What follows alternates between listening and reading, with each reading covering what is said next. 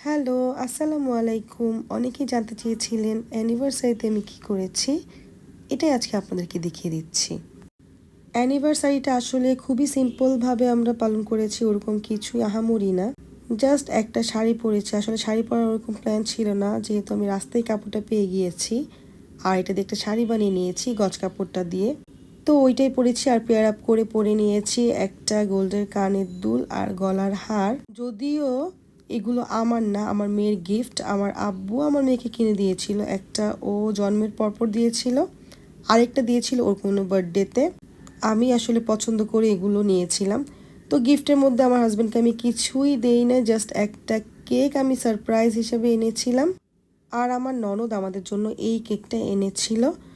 তো আমাদের এই রোজ যে ডিজাইনের কেকটা, এইটা দেখতে এতটাই সুন্দর ছিল, মানে এইটা হাতে নিয়ে ছবি তোলার লোভ কিছুতেই সামলাতে পারছিলাম না।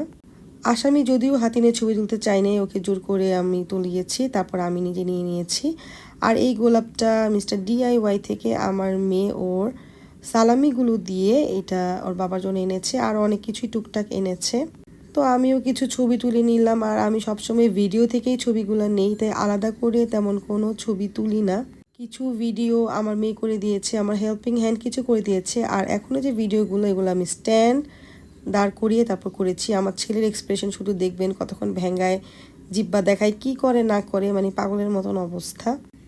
এখন কেকটা কাটার পালা। এক্সাইটেড একটা মোমেন্ট, মানে সবাই ভাবতেছে যে কেকটার ভিতরে কেমন হবে। ওরা বাচ্চা, তো ওরা খুব মানে এক্সাইটেড এইসব ব্যাপারে।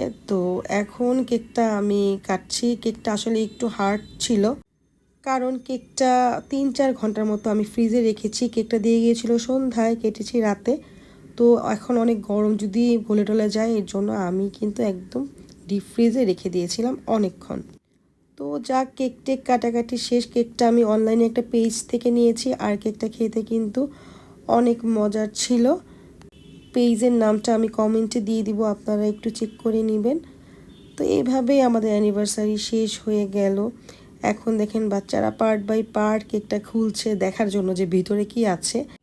এটা কি খাওয়া যাবে কিনা ফন্ডেন্টটা জানি না, কিন্তু ফেলে দিয়েছিলাম। আর কেকটা খেয়েছিলাম, অনেক ভালো ছিল।